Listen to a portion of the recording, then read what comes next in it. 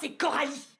Je me permets de laisser un 40e message sur ta boîte vocale, François, pour te rappeler que nous avons une petite fille de 2 ans en garde partagée et que tu étais censé venir la chercher il y a 15 jours.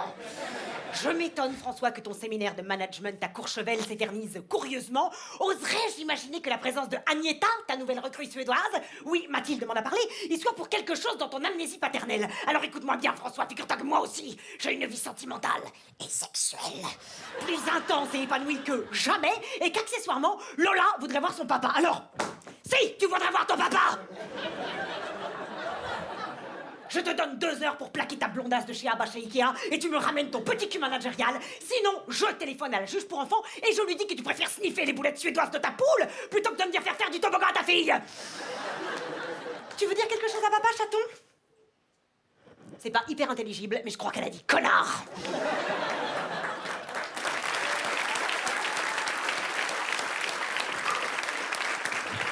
Et maintenant, Lola, mon petit cœur, tu vas me manger ta purée, s'il te plaît. Tu me manges ta purée. Lola, s'il te plaît. Non, je ne suis pas en colère contre papa. C'est juste que de temps en temps, papa, j'ai envie de lui broyer les couilles.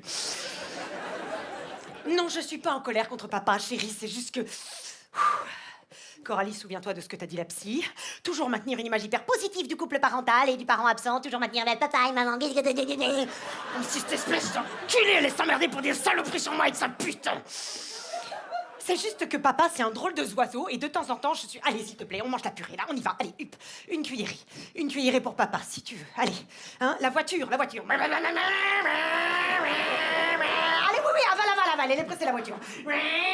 La voiture de papa, la voiture de papa. La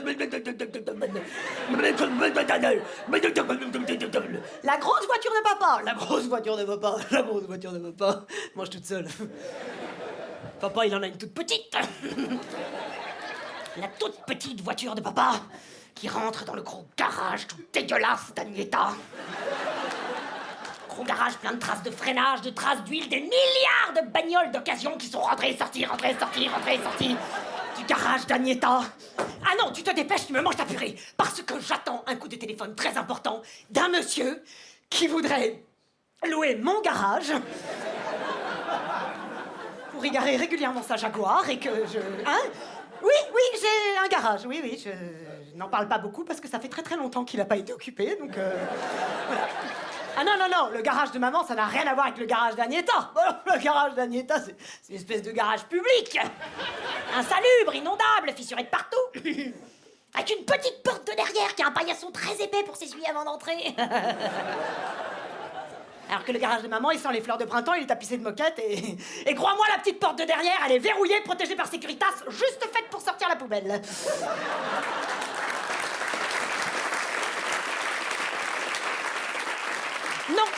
Non, on ne peut pas visiter mon garage maintenant. Parce que mon garage, en ce moment, il est enfoui sous une épaisse forêt vierge, remplie de bêtes sauvages, donc... Pardon, chérie?